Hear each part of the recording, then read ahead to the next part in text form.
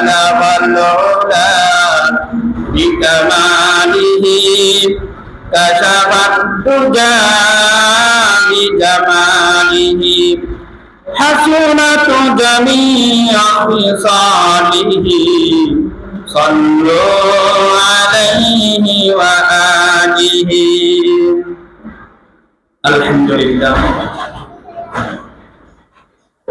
সর্বপ্রথমে মহান আল্লাহ পাক রব্বুল আলামিনের দরবারে অসংখ্য অগণিত শুকর আদায় করছি যে মহান রব্বুল আলামিন অত্যন্ত দয়া করিয়া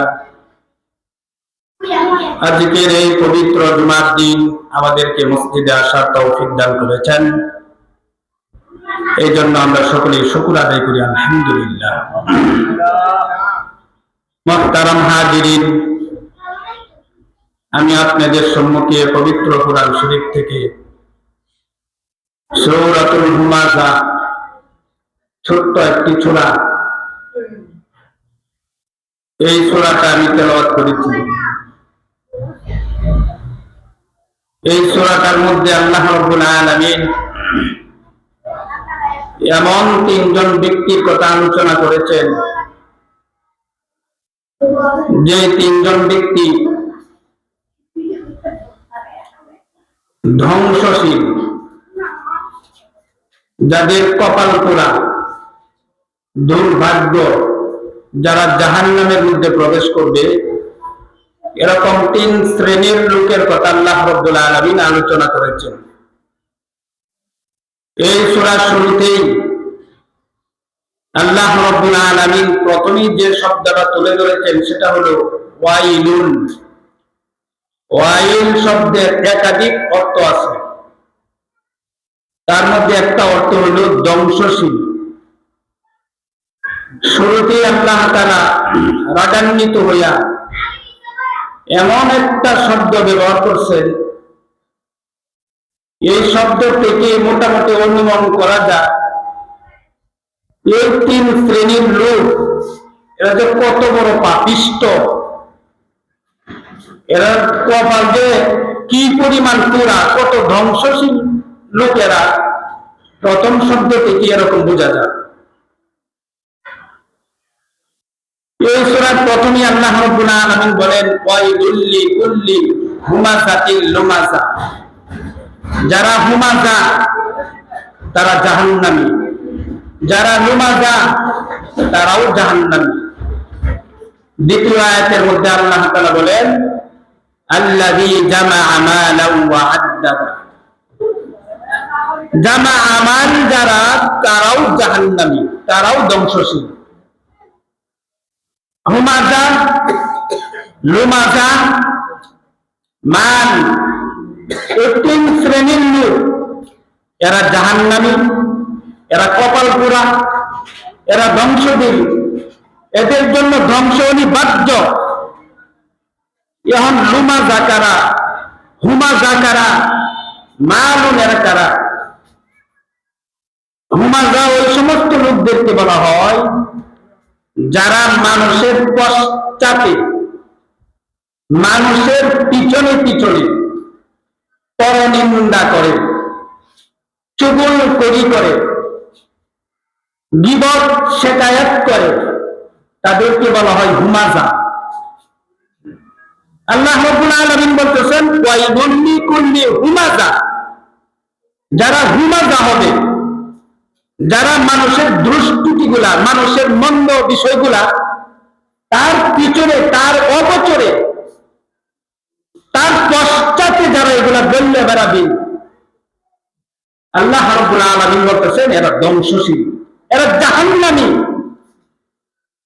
আর লুমাযা ওই সমস্ত লোকদেরকে বলা হয় যারা সম্মুখে, পিছনে না, সামনাসামনি আসে তাদেরকে অপমান করার জন্য, খাটো করার জন্য, ছোট করার জন্য, লাঞ্ছিত করার জন্য, বেইজ্জতি করার জন্য সামনে আসে যারা তাদের দুষ্কৃতি বলে, ও চিনি তো, তুমি কেমন জানি না, তুমি না এই দোষে দোষী, শুধরানোর জন্য বলে না, সংশোধন করার জন্য বলে না, খাটো করার জন্য, বেইজ্জতি করার জন্য যারা সামনে সামনে আসে দুষ্কৃতি গুলা বলে, মন্দ কথাগুলা বলে, তাদেরকে বলা হয় লুমাজা। যারা মানুষের চোখের অগোচরে পিছনে পরনিন্দা করে, গীবত শেখায়াত করে, চুগলখড়ি করে, তারা হচ্ছে হুমাজা। আর যারা সামনে সামনে এরকম দোষগুলি বলে, তাদেরকে বলা হয় লুমাজা। আল্লাহ তাআলা বলতেছেন, যারা হুমাজা হবে তারাও জাহান্নামী, তারাও ধ্বংসশীল, আর যারা লুমাজা হবে তারাও ধ্বংসশীল। 3 নম্বরে আল্লাহ তাআলা বলতেছেন, আল্লাযী জামাআ মালান ওয়া আদ্দাদা, সে ধ্বংসশীল যে সম্পদ জমা করে, ধনসম্পদ জমা করে, ওয়া আদ্দাদা এবং গণনা করে, জমা করে রাখে আর গণনা করে, খরচ করে না। সম্পদ খরচ করে না, জমা করে রাখে আর গণনা করে।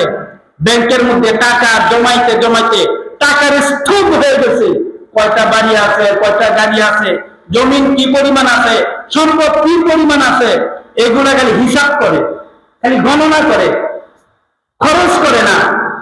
আল্লাহ তাআলা বলতেছেন, যারা সম্পদ জমা করে, ব্যাংকের মধ্যে শুধু টাকা জমায় আর জমা, খরচ করে না, ব্যয় করে না, নিজের জন্য করে না, নিজের পরিবারের জন্য করে না, এমনকি যারা অসহায়, যারা এতিম, যারা মিসকিন, তাদের পিছনে ব্যয় করে না, আল্লাহ তাআলা বলতেছেন তারাও জাহান্নামী, তারাও ধ্বংসশীল। তাহলে এই সূরার মধ্যে আল্লাহ তাআলা 3 শ্রেণীর লোকের কথা বলছেন, এরা ধ্বংসশীল। এটা আল্লাহর কথা, এটা আমার কথা না, আপনার কথা না, দুনিয়ার কোন রাজা বাদশার কথা না, স্বয়ং আল্লাহ তাআলা এই সূরার মধ্যে বলতেছেন হুমাজা। কোরআন শরীফের মধ্যে 104 নম্বর সূরা, যাদের ঘরের মধ্যে বাংলা তরজমা সহ কোরআন শরীফ আছে, আপনি যে 104 নম্বর সূরাটা খুলবেন, সূরার নাম সূরা হুমাজা, এটা খুললে দেখবেন বাংলা অর্থ লেখা আছে।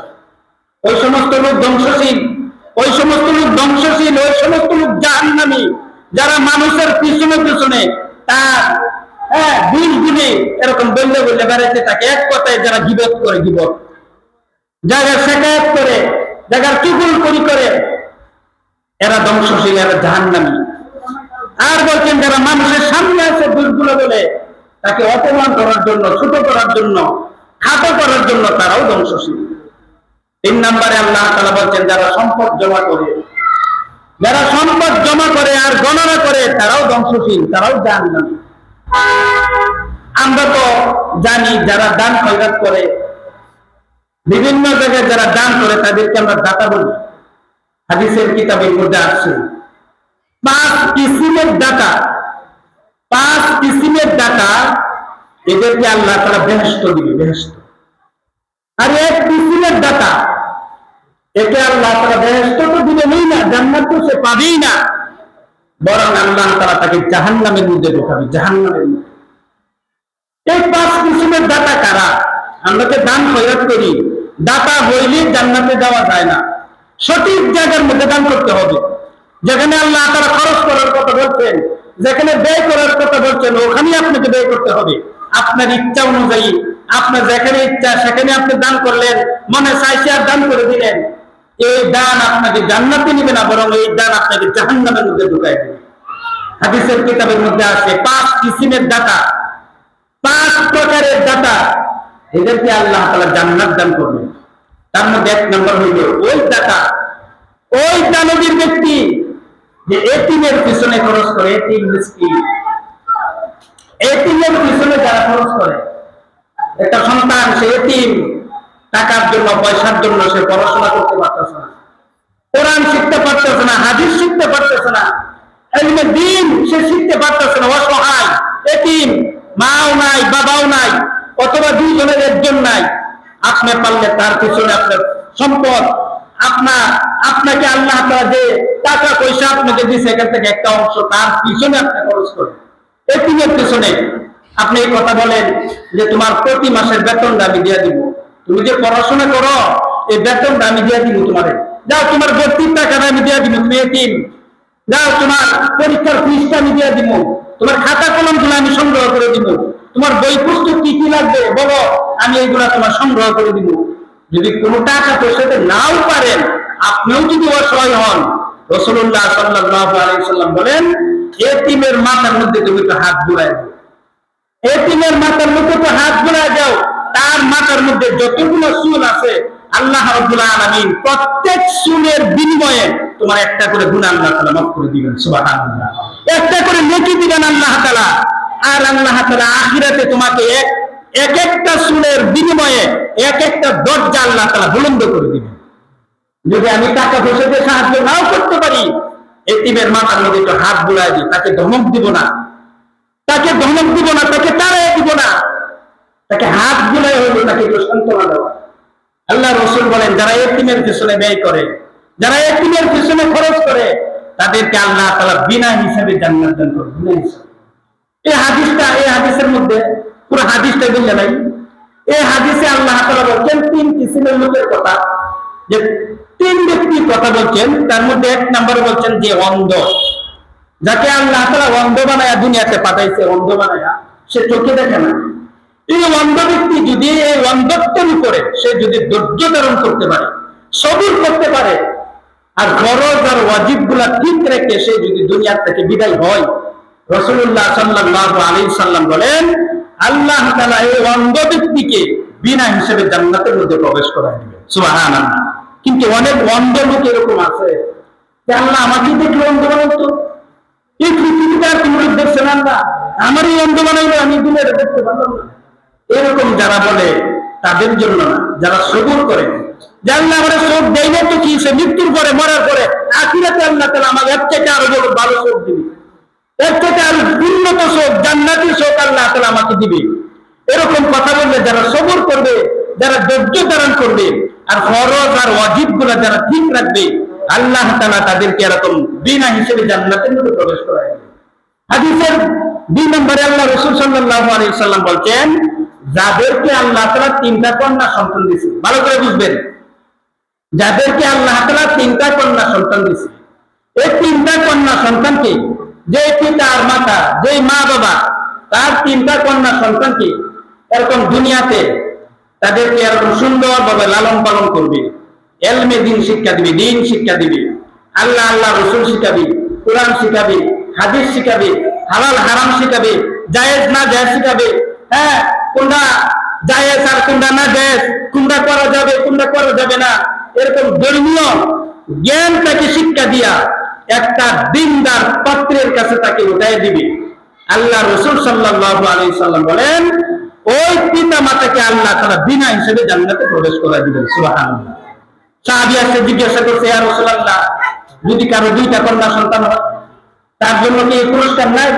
আল্লাহ রাসূল বললেন, যদি কারো 2টা কন্যা সন্তান হয় আর এই 2 কন্যা সন্তানকে সে যদি দিন শিখা আর দিনদার পাত্রের হাতে যদি উঠায় দেয়, দিনদার একটা ছেলের কাছে যদি বিবাহ দেয়, ওই পিতা মাতার জন্য জান্নাত ওয়াজিব, জান্নাতে আল্লাহ তাআলা ঢুকায় দিবে।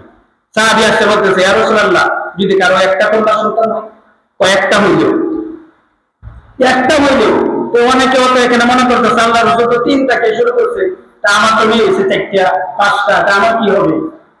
আপনি যদি 4টা 5টা মেয়ের যদি আপনি দিন শিখান, ধর্মীয় জ্ঞান যদি আপনি শিখান, আর দিনদার একটা পরহেজগার নামাজি একটা ছেলের হাতে তার যদি আপনি বিবাহ দিয়ে দেন, আপনি তো আরো আগে জান্নাতে যাবেন, কারণ আমরা কন্যা সন্তান দিচ্ছি, আরো আগে জান্নাতে যাবেন।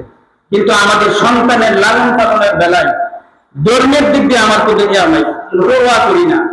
সে কোরআন পড়তে পারুক আর না পারুক, ওযু গোসল ঠিক মতো পারুক আর না পারুক, হ্যাঁ পর্দার সাথে চলুক আর না চলুক, এটা তো আমি কোনো পরোয়া করি না। আমার কন্যা সন্তানগুলিকে আমি যদি দুনিয়াতে দিন না শিখাই, কোরআন হাদিস যদি না শিখাই, হালাল হারাম যদি তাদের না শিখাই, এতটুকু এলেম যদি আমার সন্তানগুলিকে আমি না শিখাই, যতটুকু শিখলে সে গুনাহ থেকে বাঁচতে পারবে, এতটুকু এলেম যদি আমি শিক্ষা না দেই, হাসরের মাঠে আমার এই সন্তান যাকে আমি দুধ কোলে খাওয়াই এরকম লালন পালন করতেছি, বড় করতেছি, কোরআনের মধ্যে আল্লাহ তাআলা বলছে তাহতা আকদামিনা লিয়াকুনা মিনাল আসফালিন, এই সন্তান বাবার সামনে একদম সে দাঁড়াবে আর বলবে, এটা আমার বাবা, এ আমার মা। কোনোদিন আমাকে নামাজের কথা বলে নাই, কোনোদিন কোরআন তেলাওয়াতের কথা আমাকে বলে নাই, কোনোদিন মক্তবে না গেলে সকালবেলা যদি আমি ফুরকানিয়া মাদ্রাসা না গেছি, কোনোদিন আমাকে ধমক দেয় নাই। কিন্তু স্কুলে না গেলে আমাকে ধমক দিয়েছে, আমি প্রাইভেটে না গেলে আমাকে শাসন করছে, কিন্তু মক্তবের জন্য কোনোদিন আমাকে একটা ধমক দেয় নাই, কোনোদিন আমাকে নামাজের কথা বলে নাই, আমি কত বেপরদায় দুনিয়াতে চলাফেরা করছি, কত পর পুরুষের সাথে কথা বলছি, কিন্তু আমার বাবা কোনদিন আমাকে বলে নাই তুমি বেপরদায় কেন চলো। ওই সন্তান হাসরের মাঠে বাবার সামনে দাঁড়াবে, আজকে আমি এই বাবার বুকের উপর পাড়া দিয়ে জাহান্নামে দেখতেছি। আল্লাহ কোরআনে বলছে তাহতা আকদামিনা লিয়াকুনা মিনাল আসফালিন। ওই বাবা যদি নামাজি হয়, ওই বাবা যদি এরকম নেককার হয়, সন্তানকে নেক পথে না চালানোর কারণে ওই বাবা ওই সন্তানের সাথে জাহান্নামের মধ্যে যেতে হবে। এই জন্য আমাদের সন্তানগুলিকে আমরা নেক সন্তান বানাতে চেষ্টা করি। অনেকে সন্তানকে আমরা মাদ্রাসা দিই, কিছুদিন 1 বছর 2 বছর অথবা কয়েকটা তারা মুখস্থ করে বা করে না, তখন চলে আসে। ওই বাবা ওই মা আফসোস করে ও মাদ্রাসায় দিছিলাম, ছেলেরা খুব চেষ্টা করছি, কতবার যে মাদ্রাসা থেকে চলে আসলো আর কতবার যে আমি দিয়ে আসলাম, কোনোভাবে তারা রাখতে পারলাম না। এখন কি করবো? শেষ পর্যন্ত তারা নিয়ে স্কুলের মধ্যে ভর্তি করে দিছি, কাজে লাগাই দিছি, গ্যারেজের দোকানে দিছি, ঈদের বাটার মধ্যে দিছি। এরকম অনেক অভিভাবক অনেক মা বাবা বলে, কিন্তু আমি বলতে চাই সন্তান কি মাদ্রাসা দিলে কি দায়িত্ব শেষ? মাসের মাসে আপনি বেতন দিচ্ছেন, এটা কি দায়িত্ব শেষ? যখন খাতা কলম লাগে আপনার খাতা কলম কিনে দিলেন, আপনি কি দায়িত্ব শেষ? এটা কি দায়িত্ব? জামা কাপড় যখন লাগে তখন জামা কাপড় কিনে দিচ্ছে, এটা কি দায়িত্ব শেষ? না, সন্তানকে মাদ্রাসা দেওয়ার পরে মা বাবার দায়িত্ব আরো বড় দায়িত্ব থাকে। আপনি খাতা কলম দিবেন, কাপড় লতা দিবেন, তার যে খরচ আছে এটা দিবেন, তার মাসিক বেতন দিবেন, তার খাবারের খরচ দিবেন, বোর্ডিং এর খরচ দিবেন, যা আছে সব কিছু দেওয়ার পরেও মা বাবার আরো বড় একটা দায়িত্ব থাকতে যা, ওই দায়িত্ব পালন না করার কারণে অধিকাংশ ছাত্র মাদ্রাসা থেকে বলায় চলে আসে। অধিকাংশ ছাত্র অধিকাংশ ছেলেরা মাদ্রাসায় থাকতেছে না। ওই দায়িত্বটা কি? সব কিছু দেওয়ার পরে মা বাবার আরো একটা বড় দায়িত্ব হইল, মা বাবা 5 ওয়াক্ত নামাজ তো পড়বেই, হালাল ভাবে তো দুনিয়াতে চলবেই, এরপর তাহাজ্জুদ নামাজ পড়ে পড়ে সিজদায় গিয়া 2 চোখের পানি ছেড়ে দিয়ে আল্লাহর দরবারে সে কাঁদবে, আল্লাহ আমার যে দায়িত্ব আছিল আমি তো আমার দায়িত্ব পালন করছি, সন্তানের মাদ্রাসা দিয়ে আসছি, ভর্তি করাইছি, টাকা দিছি, বেডিং পত্র যা লাগে সবকিছু আমি দিছি, এখন আমি তোমার দরবারে কাঁদতেছি, তুমি আমার সন্তানকে কবুল করো, তুমি আমার সন্তানকে কবুল করো, কোরআনের জন্য কবুল করো, হাদিসের জন্য কবুল করো, দ্বীনের খাদেম হিসেবে কবুল করো, নবীর উম্মত হিসেবে কবুল করো, নাইবে নবী হিসেবে কবুল করো। এই দোয়া তাহাজ্জুদ নামাজের মধ্যে দেয়া সিজদার মধ্যে পড়া চোখের পানি ছেড়ে ছেড়ে আল্লাহর দরবারে কাঁদতে হবে। আর সন্তানদের হাফেজি মাদ্রাসা দিছি বড় আসানিয়া, আমার ছেলে হাফেজ হবে, কোরআনের হাফেজ, 30 পারা মুখস্থ করবে আমার ছেলে, কিন্তু আমি বাড়িতে মা আর বাবা এক ওয়াক্ত নামাজও পড়ি না। মসজিদে বৎসরের পর বৎসর ওয়াক্তীয় নামাজে কোনোদিন আমি হাজিরা দিই না। মসজিদে আইসা আমি সুদের সাথে আমার সম্পর্ক আছে, হারাম খাইতেছি, সারাদিন বিড়ি টানতেছি, ছেলের হাফিজি মাদ্রাসা দিয়া গাঁজা খাইতেছে, বিড়ি খাইতেছে, সারাদিন মানুষ গীবত শেখায়েত শুকুর করি, মানুষের দোষ বললে আমি বেড়াইতেছি, কিন্তু ভিতরে ভিতরে বড় আশা আমার ছেলেটা কোরআনের হাফিজ হবে, বড় একটা আলেম হবে, আমি বললে আমার জানাজার নামাজ পড়াইবো, আমি বললে আমার সন্তান আমার জন্য দোয়া করবে, আর কবরের মধ্যে আল্লাহ তাআলা আমরা বেহেশতের বিছানা দিয়ে বসাই দিব, এই আশা নিয়ে বলে আছি, কিন্তু এক ওয়াক্ত নামাজও পড়ি না, হালাল ভাবে চলার কোনো চেষ্টাই করি না। এই সন্তান মাদ্রাসা দিলেও তাকে আল্লাহ তাআলা কোরআনের জন্য কবুল করবে, কারণ আপনি নিজেও হারাম খাইতেছেন, আপনি সন্তানের পিছনে যা দিতেছেন এগুলো হারাম, এগুলো হারাম দিতেছেন, হারামের সাথে তো কোরআনের কোনো সম্পর্ক থাকে না। হালাল আর হারাম 2 জিনিস এক দিনের মধ্যে থাকতে পারে না, হয় হারাম থাকবে না হালাল থাকবে, দুইটা একটা। এই জন্য আমাদের সন্তানগুলিকে আমরা যে মাদ্রাসায় দিব, কোরআনে হাফেজ বানানোর জন্য আমরা জিদ্দি দিব, দেওয়ার পরে সব কিছু বহন করার পরে আমি মা বাবার আমার সবচেয়ে বড় দায়িত্ব হইল 5 ওয়াক্ত নামাজ সময় মতো পড়া, আর হালাল ভাবে চলতে হবে, আর তাহাজ্জুদ নামাজ পড়ে পড়ে, নফল নামাজ বেশি বেশি পড়ে পড়ে, দান খয়রাতের মাধ্যমে, নফল নামাজের মাধ্যমে, জিকির আজকারের মাধ্যমে চোখের পানি ছেড়ে দিয়ে আমার সন্তানের জন্য আল্লাহর দরবারে বুক পাটা কান্না কাঁদতে হবে, আল্লাহ আমার দায়িত্ব পালন করছি, আমার সন্তানদের তুমি কবুল করে দাও, কোরআনের জন্য কবুল করো, তার মেয়েটাকে তুমি দাঁড়িয়ে দাও, তাকে দ্বীনের খাদেম হিসেবে তুমি কবুল করে নাও, এরকম দোয়া করতে হবে। সকালবেলা ফুলকারি মাদ্রাসা একদিন না আসলেও আমাদের কোনো নেতা নাই, এই যে প্রায় 20 মাস ধরে আপনাদের এলাকাতে আছি, 2-1 জন অভিভাবক আছে, সন্তানের খবর নেই যে আমার ছেলেটা মেয়েটা কতটুকু করছে, 95% অভিভাবক এই 20 মাসের একদিন এসে জিজ্ঞাসা করলো না যে 20 মাস ধরে যে আপনি এখানে আসলেন, আমার ছেলেটার মেয়েটা যে প্রতিদিন সকালবেলা আসে, তার পড়ার অবস্থা কি? সে কি কোরআন পড়তে পারে? তার কি আমতলা দেওয়ার সময় হয়েছে? তার কি কোরআন শরীফে দেওয়া যা কোন পর্যায়ে আছে, কোন লেভেলে আছে, কোনো কিন্তু খোঁজ খবর নেয় না। কিন্তু দেখবেন এই সন্তানদের নিয়ে দুনিয়া শেখানোর জন্য ঘন্টার পরে ঘন্টা বসে থাকে। ও কোরআন শিখার বলে একটু খবরও নেয় না, খোঁজ খবরও নেয় না।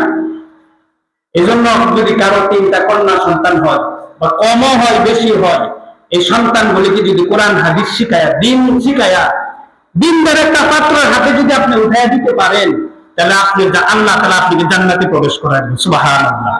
3 নম্বরে আল্লাহ রাসূল বলেন, যারা ইতিম, যারা মিসকিন, তাদের পিছনে যারা ব্যয় করবে একমাত্র আল্লাহর খুশির জন্য, আল্লাহ তাআলা বলেন তাদেরকে আল্লাহ তাআলা বিনা হিসেবে জান্নাতে কিন্তু প্রবেশ করাবেন।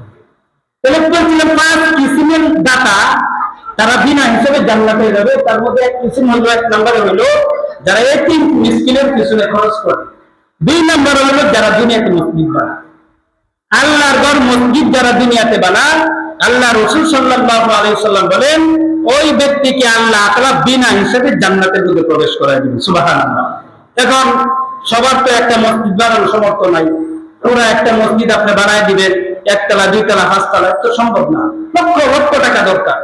রাসূলুল্লাহ সাল্লাল্লাহু আলাইহি ওয়াসাল্লাম বলেন একটা পুরো মসজিদ যদি বানানোর সামর্থ্য তোমার না থাকে, তাহলে তুমি ওখানে শরীক হও। 1 বস্তা সিমেন্ট দিয়া, 5 বস্তা সিমেন্ট দিয়া, 10 বস্তা সিমেন্ট দিয়া, 1000 ইট দিয়া, 2000 ইট দিয়া তুমি ওই আমার ঘরের মধ্যে, আল্লাহর ঘরের মধ্যে তুমি শরীক হও। তোমাকে আল্লাহ তাআলা নিজ হাতে জান্নাতের মধ্যে একটা ঘর বানায় দিব। সুবহানাল্লাহ। কি এই সুযোগটা আছে না? আছে না আমাদের? আমরা এখানে যারা আছে হয়তো সবাই, অধিকাংশ লোক পুরো একটা মসজিদ বানায় দেওয়ার মতো সামর্থ্য আমাদের নাই, ঠিক না? কিন্তু আমরা তো শরীক হইতে পারি না, পারি না? সবাইকে শরীক হইতে পারি না ইনশাআল্লাহ।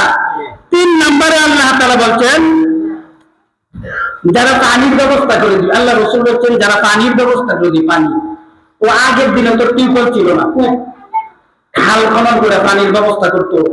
ওই কূপ আসলে, কূপ থেকে পানি ওটা পান করতো, ওটাই ব্যবহার করতো। একটা সময় এরকম ছিল। আল্লাহ রাসূল সাল্লাল্লাহু আলাইহি ওয়াসাল্লাম বলেন যারা কূপ বা খাল খনন করে যারা পানির ব্যবস্থা করে দিবে। বর্তমান জামানায় আপনি ধরে নেন যে আপনার বাড়ির রাস্তার পাশে একটা টিউবওয়েল আপনার বাড়ির সামনে বসায় দিলেন, এই রাস্তায় যত মানুষ চলাফেরা করবে এখান থেকে সে পানি পান করবে।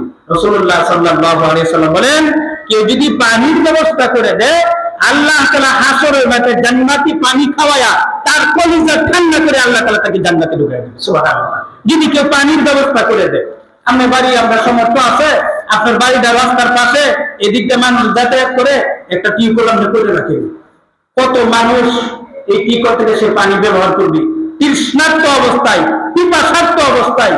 হতে পারে কোন নেককার লোক, কোন আল্লাহর ওলি যদি এখান থেকে 1 বুক পানি সে যদি পান করে, এই 1 বুক আপনার নাজাতের উসিলা হয়ে যেতে পারে। যদি সম্ভব হয় এরকম পানি ব্যবস্থা আমরা করে দিব ইনশাআল্লাহ। 4 নম্বরে আল্লাহ রাসূল বলেন যারা রাস্তার কাজে এরকম রাস্তার ব্যবস্থা করে দেয়, যার রাস্তা নির্মাণের কাজে যারা ব্যয় করে, তারাও বিনা হিসেবে জান্নাতের মধ্যে প্রবেশ করবে। আমাদের মধ্যে বা অনেক লোক এরকম আছে, খরচ তো করবে দূরের কথা, রাস্তায় দিতেছে না, খরচ করবে দূরের কথা। তো শুনে রাখেন, যারা রাস্তার ব্যবস্থা করে দেয়, রাস্তার কাছে যারা শরীক হয়, রাসূলের কথা, এটা আমার আপনার বানানোর কথা না। আল্লাহ রাসূল বলছেন যারা রাস্তার নির্মাণ কাজে যারা শরীক হবে, এখানে যারা ব্যয় করবে, তাদেরকে আল্লাহ তাআলা বিনা হিসেবে জান্নাতে প্রবেশ করায় দিবেন। সুবহানাল্লাহ। 5 নম্বরে আল্লাহ রাসূল সাল্লাল্লাহু আলাইহি ওয়াসাল্লাম বলেন যারা নিজ পরিবারের পিছনে যারা খরচ করবে। এক সাহাবী আসে জিজ্ঞাসা করছে, ইয়া রাসূলুল্লাহ, আমি যদি আমার ছেলে মেয়ে স্ত্রীর পিছনে 1 টাকা খরচ করি, এটা কি বেশি ভালো হবে নাকি 200 রাকাত নফল নামাজ পড়া বেশি ভালো হবে? কথাটা ভালো করে বুঝবেন। সাহাবী আসে জিজ্ঞাসা করছে, ইয়া রাসূলুল্লাহ, আমি যদি আমার স্ত্রী ছেলে মেয়ে তাদের প্রয়োজনে 1 টাকা যদি আমি খরচ করি, এটা কি বেশি ভালো হবে নাকি 200 রাকাত নফল নামাজ পড়া বেশি ভালো হবে? আল্লাহ রাসূল বলছেন ওই 200 রাকাত নফল নামাজের চাইতেও তোমার পরিবারের প্রয়োজনে 1 টাকা খরচ করা 200 রাকাতের চেয়ে উত্তম। সুবহানাল্লাহ। আপনার ছেলে মেয়ে, আপনার মেয়ে, তাদের পিছনে আপনি ব্যয় করেন, স্ত্রীর পিছনে আপনি ব্যয় করেন, সুন্দর একটা জামা কিনে দেন, 1 জোড়া ফুল কিনে দেন, আপনি 1 টাকা, আল্লাহ রাসূলের আর হাদিসের মধ্যে বলছে, কেউ যদি নিজের পরিবারের সদস্যের প্রয়োজনে 1 টাকা যদি কেউ খরচ করে, 1000 টাকা সদকা করা সব আল্লাহ তাআলা দিয়ে দিবেন। এখন আপনি যদি 100 টাকা তাদের প্রয়োজনে, বিনা প্রয়োজনে যদি খরচ করেন, তাহলে আপনার নেকি কি পরিমাণ হবে?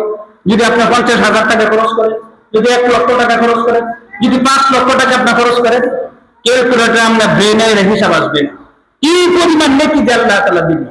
আজকে ঘরের লোকদেরকে, স্ত্রীকে দিতে চায় না, ছেলে মেয়ের পেছনে খরচ করতে চায় না, মাসিক বেতনটা ঠিক মতো দিতে চায় না, তাদের যে প্রয়োজনীয় জিনিসগুলো আছে এইগুলা অনেক মা বাবা আছে দিতে চায় না।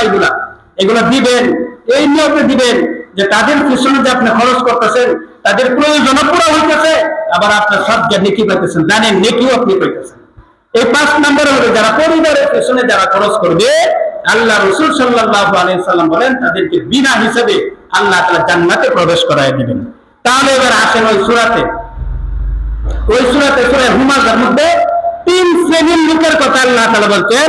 যারা হুমাযা তারা ধ্বংসশীল, যারা লুমাযা তারা ধ্বংসশীল, যারা জামা আমাল, যারা সম্পদ জমা করে, ওয়া'আদ্দাদা এবং গণনা করে, এই 3 শ্রেণীর লোক আল্লাহ তাআলা বলছেন তাদের জন্য ধ্বংস অনিবার্য।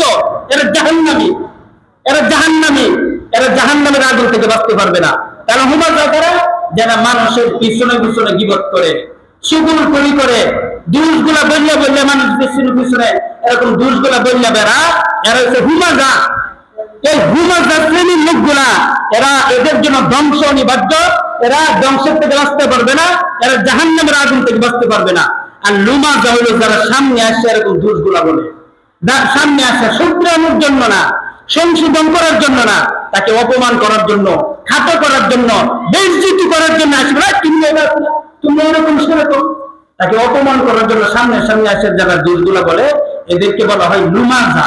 আল্লাহ তাআলা বলতেছেন এদের জন্য ধ্বংস অনিবার্য। 3 নম্বরে হচ্ছে আল্লাযী জামাআ মালাউ ওয়া আদ্দাদা, যারা সম্পদ জমা করে, ওয়া আদ্দাদা এবং গণনা করে কিন্তু খরচ করে না। যারা খরচ করে না তাদেরকে আমরা কি বলি? কৃপণ। আরবিতে বলে বখিল। যারা খরচ করে না, মসজিদ, মাদ্রাসা, রাস্তাঘাট যেখানে আল্লাহ তাআলা খরচ করার কথা বলছে, এখানে যারা খরচ করে না, শুধু জমা করে রাখে, শুধু সম্পদ জমা, ব্যাংকের মধ্যে সুদ দিয়েছে টাকা দিয়া, গাড়ি বাড়ি সম্পদের অভাব নাই, কিন্তু খরচ করে না। সরাসরি আল্লাহ তাআলা বলতেছেন এরাও ধ্বংসশীল, এরাও জাহান্নামের আগুন থেকে বাঁচতে পারবে না। এই জন্য আমাদের ওই 5 কিসিমের যে দাতা আছে, যাদেরকে আল্লাহ তাআলা জান্নাত দিবেন, তার মধ্যে এক কিসিম আছে যারা মসজিদ নির্মাণ কাজে যারা সহযোগিতা করে। এটা আমাদের জন্য বড় একটা সুযোগ। যখন আল্লাহ তাআলা কাউকে জান্নাত দিতে চান, যখন কোন ব্যক্তিকে আল্লাহ তাআলা জাহান্নামের আগুন থেকে বাঁচাইতে চান, তখন তার সামনে জান্নাতে যাওয়ার রাস্তা, পথ তার সামনে আল্লাহ তাআলা তুলে ধরে। আল্লাহ তাআলা আমাদের এই সবাইকে, এই সমাজের প্রত্যেকটা মানুষকে মনে জান্নাত দিতেছে। আমার মনে হইতেছে এই হাদিস থেকে বোঝা যায় যে প্রত্যেকটা মানুষকে জান্নাত দিতেছে কিভাবে। তো তোমার সমাজে এখন জান্নাতে যাওয়ার কাজ শুরু হয়ে গেছে। তোমার সমাজে যে মসজিদ নির্মাণ হইতেছে, এটা ইট বালুর ঘর মনে করো না, এটা বালু আর সিমেন্টের ঘর মনে করো না, আমি আল্লাহর ঘর। তুমি এটার মধ্যে কিছু শরীক হয়ে আসো, এটার মধ্যে কিছু দিয়ে আসো, আমি আল্লাহ নিজ হাতে তোমার জন্য জান্নাতে ঘর করে দিব ইনশাআল্লাহ। আল্লাহ জান্নাতে ঘর করবো। এই জন্য শুরু থেকে এই পর্যন্ত আপনারা অনেক দিচ্ছেন, আলহামদুলিল্লাহ, কিন্তু আপনাদের দেওয়ার মতো আরো সামর্থ্য আছে। এখন যদি আপনি একটা যাত্রা যান, অনেক লোক আছে এরকম দেখছি, যাত্রা করো, কয় লাখ লাগবে আমি একাই দিব, উরুস করো, কয় লাখ লাগবে আমি একাই দিব, কিন্তু মসজিদ মাদ্রাসার কথা কইলে এদিন দিত ছাড়া, পকেট থেকে 50 টাকা বাঁচতে বুক বাড়িত ছাড়া, মসজিদের বেলা, মাদ্রাসার বেলা, ধর্মীয় কাজে, সমাজ সেবার কাজে টাকা বাড়িত ছাড়া। এই জন্য আমরা সকলেই বলি যে এই ঘরের অনেক কাজ এখনো বাকি আছে, কে কি দিব। ওই ফুলের কথা বলছিলাম।